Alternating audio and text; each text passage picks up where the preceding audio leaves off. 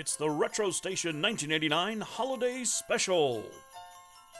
With special guest Tamara Chambers as Cynthia, the Good Game Fairy. Featuring Margot as herself. With Gambot Jr. and special guest by way of appearance from the poop deck, Splat. Now, get ready for your host with the most, the man with the plan in space above Earth, the one and only Commander Dan, and the RetroStation 1989 Holiday Special.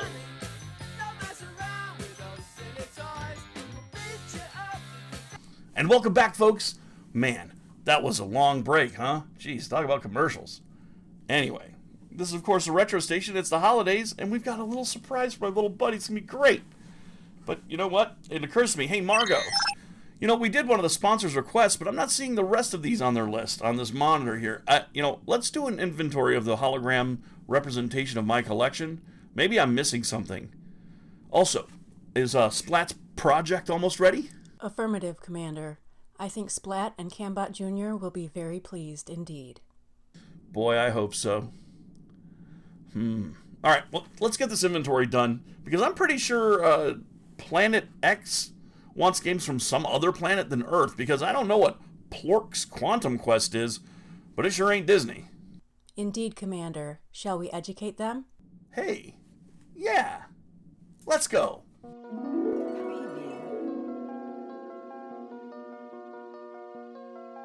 Look at this stuff. Isn't it neat? Wouldn't you think his collection's complete? Wouldn't you think he's the guy who has everything? Look at this pile, treasures to see, even a copy of Mario 3. Looking around here you'd think, sure, he's probably got everything. We've got SNES carts and Famicoms aplenty. We've got LJN titles galore. You want Atari's ET? Let's get 20. 20? Carts of ET? No, we don't need that. No, delay that order. It's so No, cool. thank you. But we need more.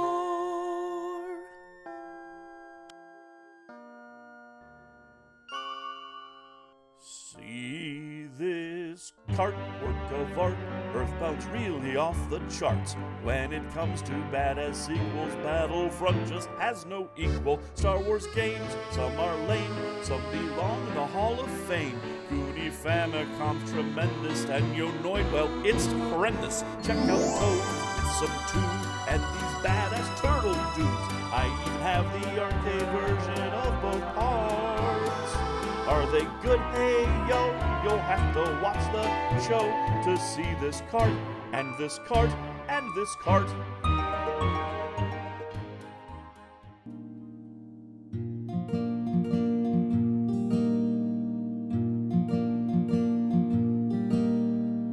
Why are there so many jokes about fruitcake and how it's a lousy gift? Fruitcakes are tasty, and as gifts they are thoughtful.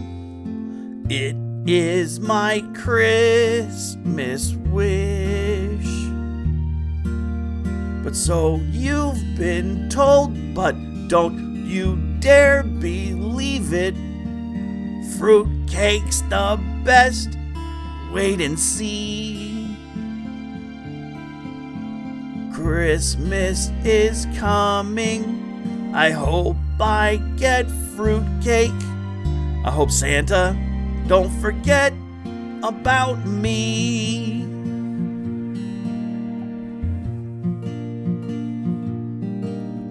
Take 1 part candied fruit, some nuts and some spices.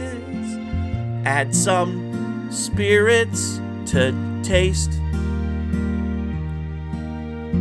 Fruitcake's amazing. I wish I had taste buds.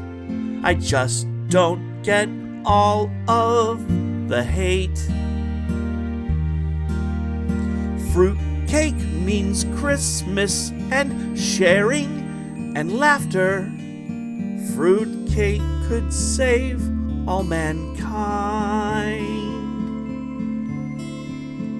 Someday we'll get some of that sweet love in fruitcake.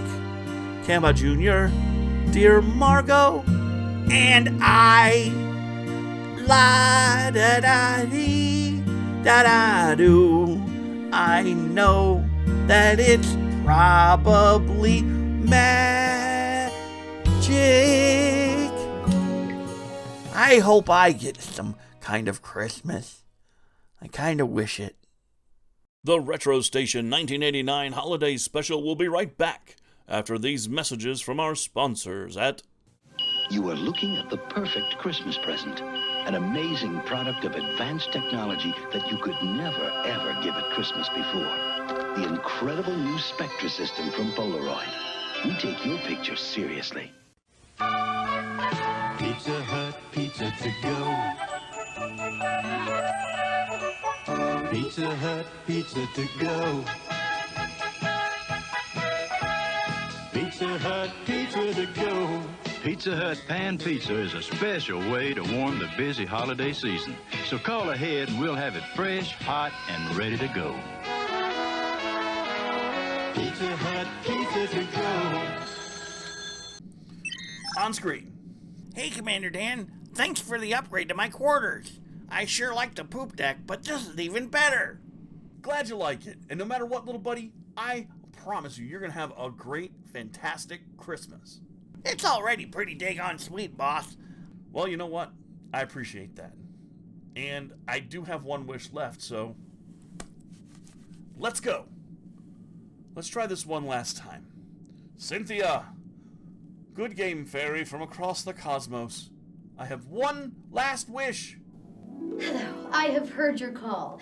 And that awesome kick-ass song, really impressive. I know, right? And how about that Margot? Thank you. I have been practicing in Karaoke Revolution. Well, it shows. And you, Commander Dan, what is your final wish? For infinite wishes. Ha! Ha! Think again, dipshit. I've already gotten burned twice for that. Contra Code and the infinite lives glitch in Super Mario. I don't do infinite anything anymore. Pick something else. Well, if I can't have that, then I wish for the entire Disney Afternoon set of video games for the NES. That's like hundreds of dollars worth of games, all for free and all for me. I think I just... Not on the PS4, it's not numbnuts. Okay, bye! Son of a bitch! The RetroStation 1989 Holiday Special will be right back after these messages from our sponsors at... Holidays were made for Michelob. Holidays were made for special friends. What better beer than Michelob for the holiday season? Special enough to make the right impression, friendly enough to show you care. No wonder Michelob has become a holiday tradition. Holidays were made for Michelob. Baking holiday cookies has always been a family tradition at our house. It's easy with Pillsbury sugar cookies. I just slice, shape, and bake. And the cookies come out hot and fresh. And Jim and the kids do the decorating. How about a green Santa Claus? Oh, Daddy. Home-baked holiday cookies from Pillsbury. Look for the free holiday crafts book right in the package. Well, folks, looks like we are going to evaluate the Disney Afternoon collection, including a pair of Disney Afternoon titles not found on the PS4 or NES. Cambot, let's turn the way back machine on and back to the 90s and take a look at what afternoons were like when Commander Dan was a little whippersnapper. I suppose whippersnapper is a matter of perspective, since I was 14 when the Disney Afternoon started gaining in popularity. But we've talked about that before. Let's talk about how cartoons were different in the years leading up to the arrival of the big syndicated cartoon blocks of the 90s. In the 80s, When I was a young lad, cartoons were sequestered to Saturdays and afternoons. And afternoons had like an hour or two of cartoons max, maybe more if they also filled a slot with inexpensive Warner Brothers or Universal shorts, or maybe the Three Stooges or Little Rascals. Sundays, it was Tom and Jerry and Three Stooges until about 9 a.m. just before church. You always hope for the weekday morning cartoon shows or local host shows to provide you with some entertainment before school or after school. My guy was Ranger Rick, I believe his name was. Oh no, Ranger Bob. Take a look at Ranger Bob. This is Ranger Bob.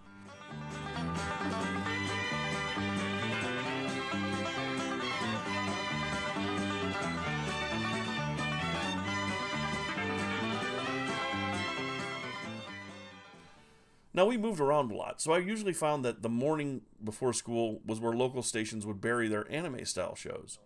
Voltron, Tranzor Z or Robotech, Guy King. But that wasn't where the great cartoons could be found. Not in the 80s. Oh no. Every kid knew that after school was a killer block of great cartoons. That's what was waiting for them. My brother and I would race home. Because we got there late, we'd have to give the TV to our sister for the first little bit and watch what she wanted, which was Rainbow Bright. Not to say there aren't some charms to Rainbow Bright and her kick-ass, rad rainbows, but what we 80s boy kids wanted was action, explosions, and 30-minute toy commercials to justify the purchases we begged our parents for incessantly for months. G.I. Joe, Transformers, He-Man, the trinity of sagas that informed our child minds like the poetic and prose eddas occupy the minds of lore masters in universities across the world. And since cartoons in the 80s were on such a low IV drip, we fiended like crackheads for any kind of kids' entertainment. And then cable, Nickelodeon, Disney Channel, the USA Cartoon Express. Kids' cartoon needs were met on a level never dreamed of by kids like me and my siblings. Every day, on demand, kids' entertainment. And though Disney Channel existed and was moderately successful, they saw the dedicated viewership Fox Kids and the WB branded action-packed block of cartoons had as a very healthy market they could explore and get themselves involved in. And so, came up with a collection of over-the-air cartoons from a Saturday perspective, and then the newest hit afternoon tune, DuckTales. Over time, this block of Disney cartoons had a new name, the Disney Afternoon. And let me tell you, DuckTales was just the beginning. The Disney Afternoon was represented on the Nintendo Entertainment System by a pair each of Rescue Rangers and DuckTales titles, Tailspin, and my favorite, Darkwing Duck. All by Capcom, and each one a spectacular representation of their respective properties. You know, unfortunately, unlike the DuckTales remaster before it, which had a physical release, Disney Afternoon is only available on Steam. I had to print out this cover for a DVD case. But I have it on my collection because, man, this game is just too good to pass up. Based on some of the biggest hits of the Disney Afternoon and treated with such respect, you won't believe it. You know what? Let's take a look at what's included and what's not next. The RetroStation 1989 Holiday Special will be right back after these messages from our sponsors at... This season, give your gang our best. Serve Canada Dry mixers, the important 4/5 of drinks for over 75 Christmases. Here's to the best at Christmas. In this modern age, too many people have lost sight of the true meaning of Christmas. Ho, ho, ho. So now, in the spirit of the original, traditional American Christmas, MGM presents Me to you. the movie that sends up Santa Claus. Mom, hush. Shut up, Ralphie. A Christmas Story. Party at the Cumberland and other theaters near you.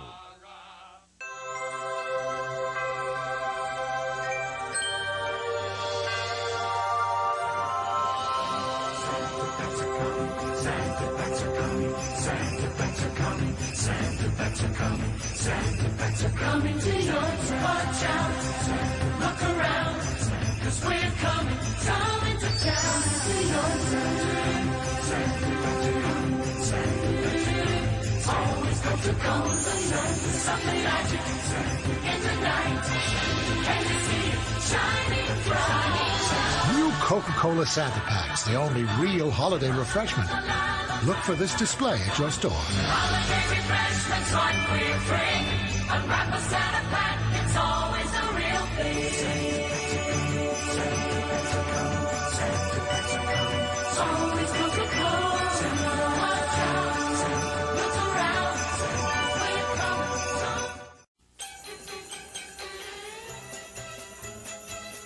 Old people.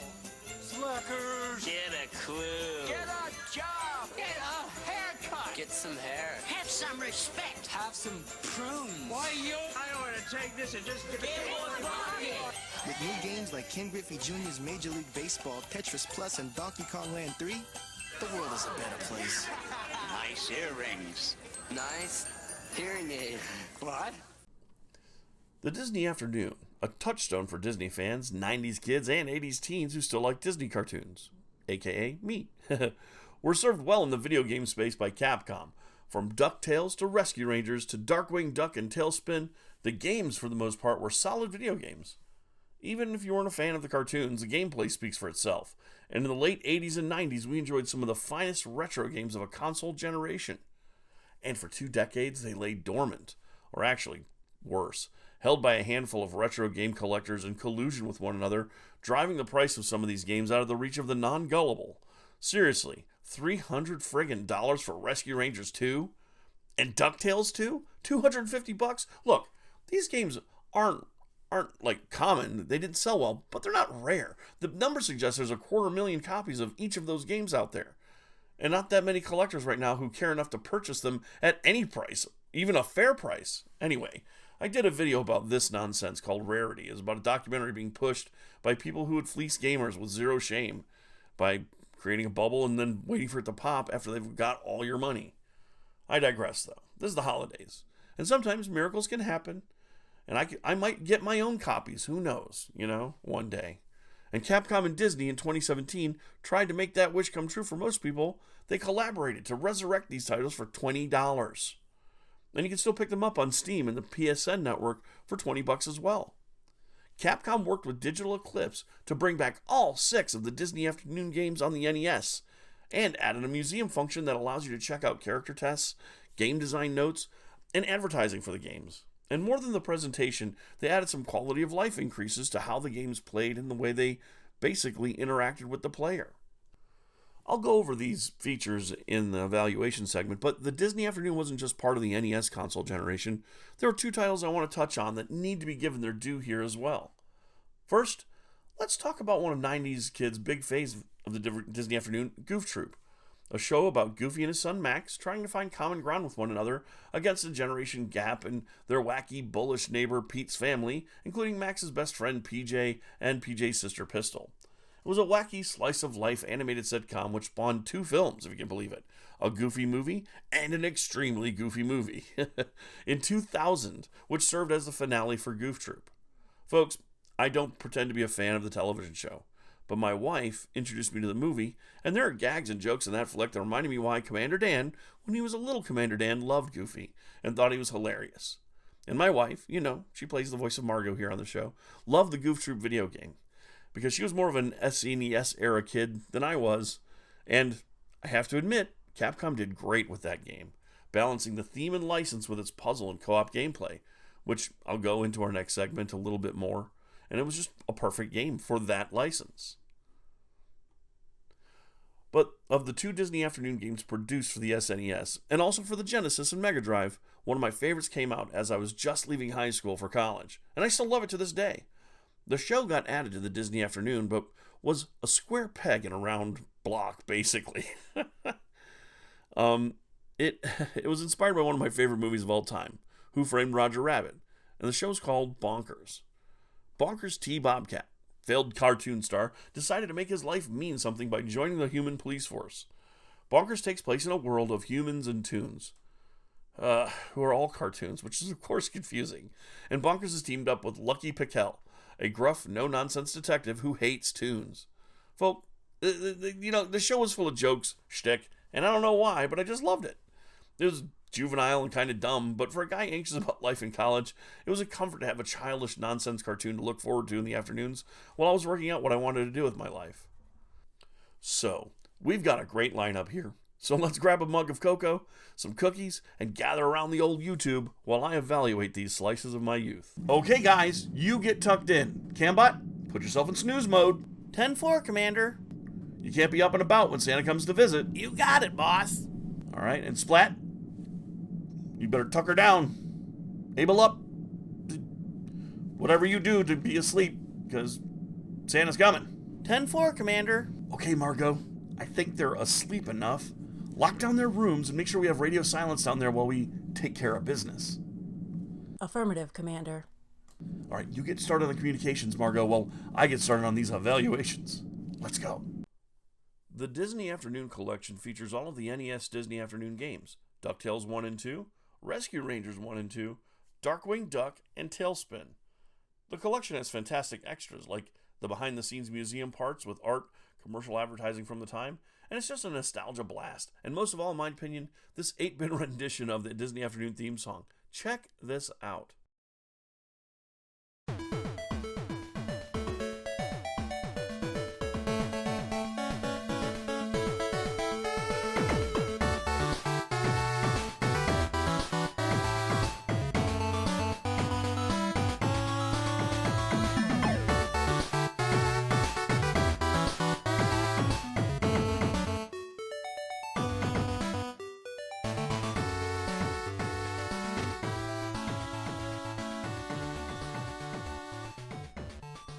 See, this is what any remaster re-release is going to need to feature to be complete. Enough veneration of the property to add something for the original fans, and done with enough quality to attract brand new fans.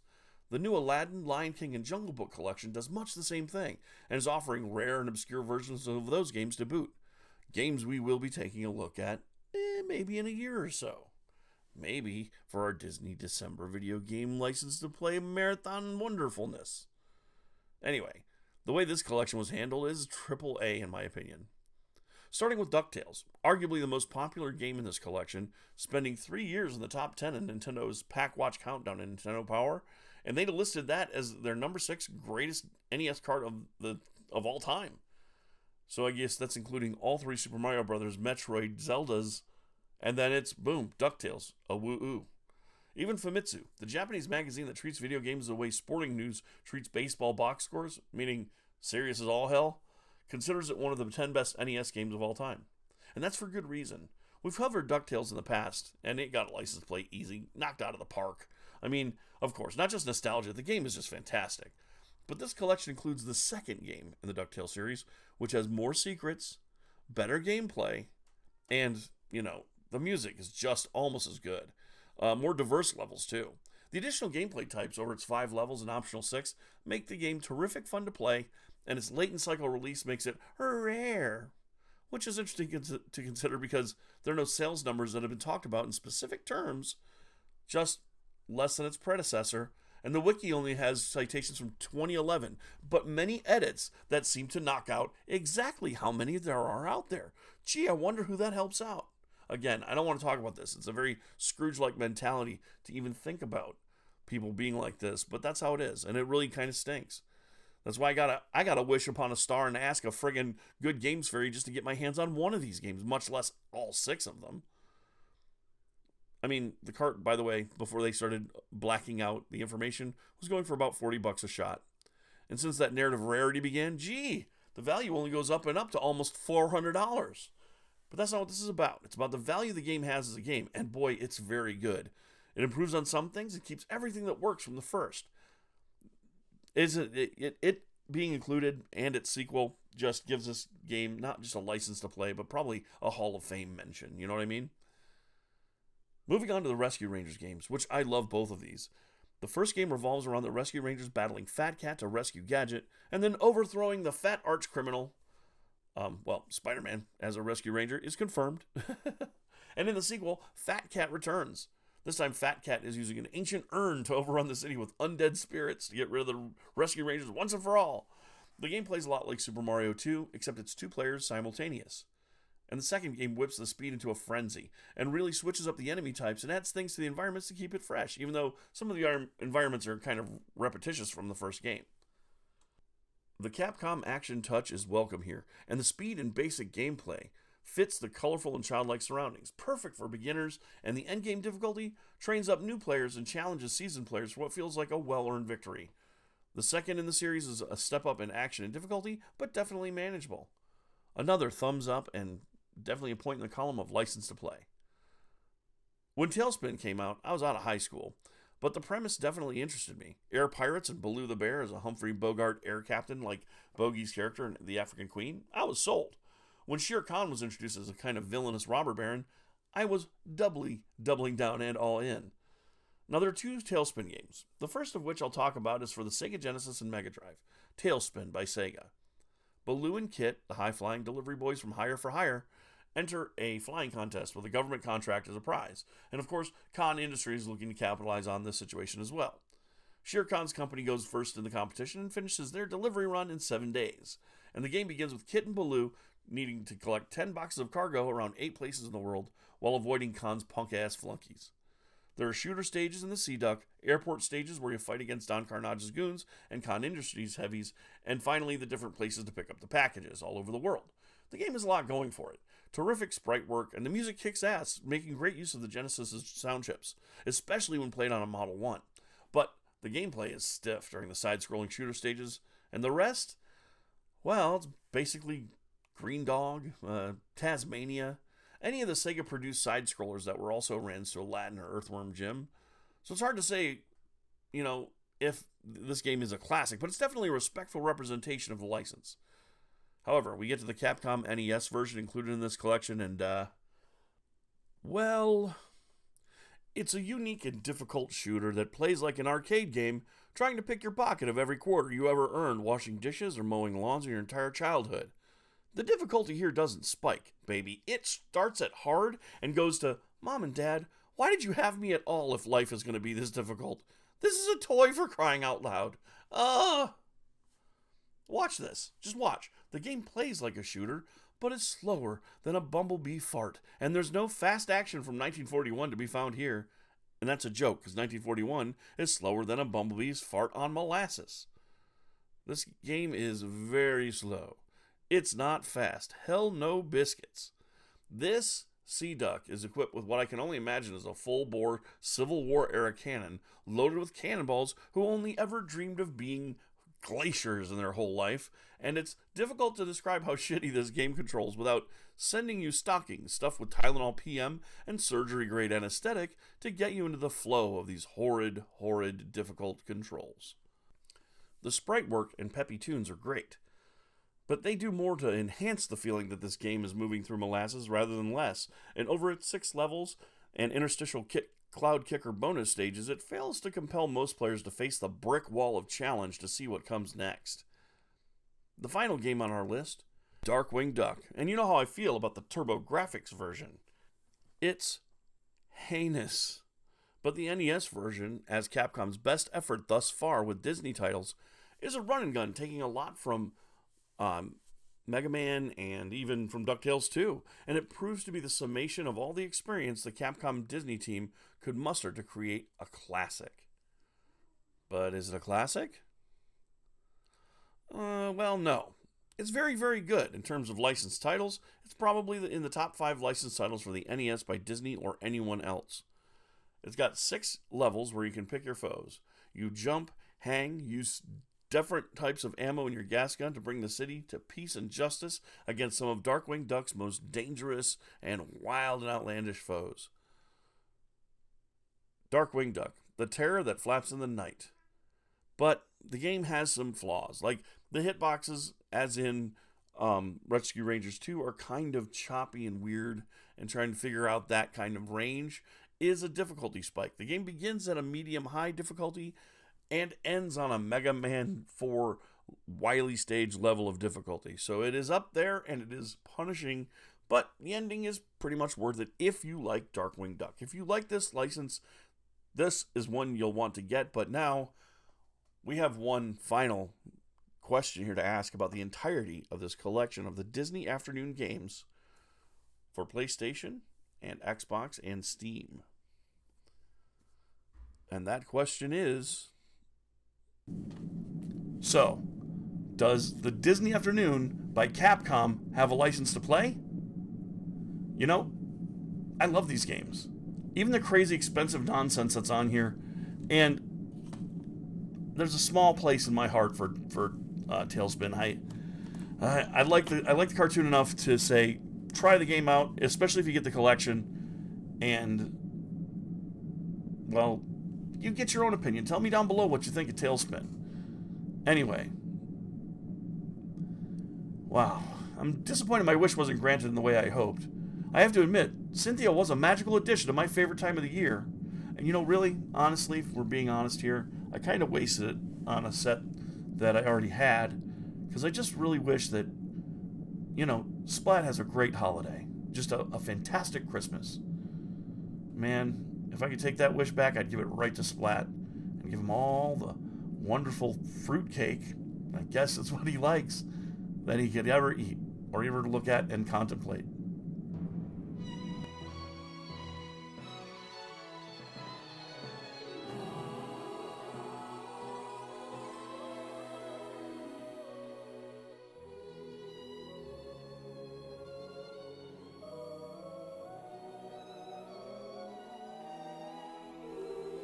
If your heart is in your dream, no request is too extreme. When you wish upon a star as dreamers do. Well, you know what? Yes, I thought about it, and yes, of course, Disney Afternoon Collection definitely gets a license to play. Especially because Tailspin, which I own several of them, otherwise wouldn't get a license to play, like, ever.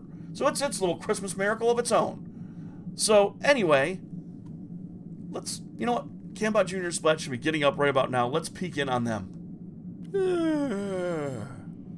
Oh, wow! Wake up!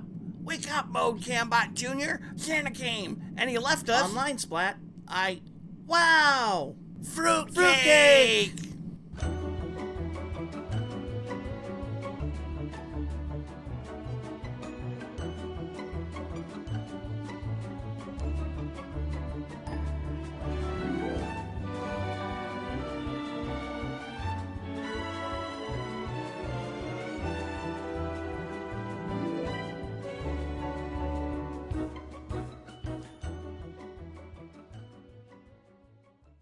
So, was it a Christmas miracle brought on by Cynthia, the good game fairy? Or was it just, well, maybe a little elbow grease from yours truly and the wonderful Margot? Look, we made Splat's holiday wish come true, and if you have the chance, you should give it a try. You can be that miracle for someone, and not just during the holidays, folks. It's really every day you could do that. I mean, I don't want to get too sappy here, okay? But someone in your school, they got no crew of their own, you see them every day. Maybe you even dog them out occasionally. You know, it's just a good fun. Try being their miracle and hanging out with them. You know, maybe they got some Pokemon you need. You never know. I don't know, but maybe you see someone on your way to coffee every day. They're struggling. They have a sign maybe saying that they're out of work and it's wintertime right now. So maybe bring them a Danish. That honestly could be their version of a miracle. Folks, maybe throughout the next year, we try kindness first. Let's do that. And all of us earn our license to play, okay?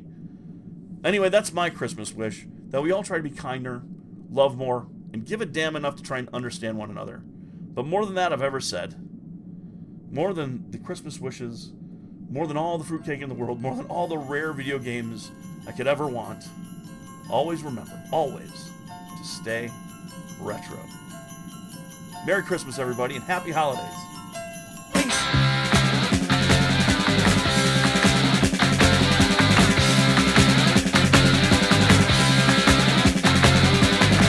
When I was small, I believed in Santa Claus, though I knew it was my dad. And I would hang up my stocking at Christmas, open my presents and I'd be glad. But the last time I played Father Christmas, I stood outside a department store. A gang of kids came over and mugged me and knocked my reindeer to the floor. He said,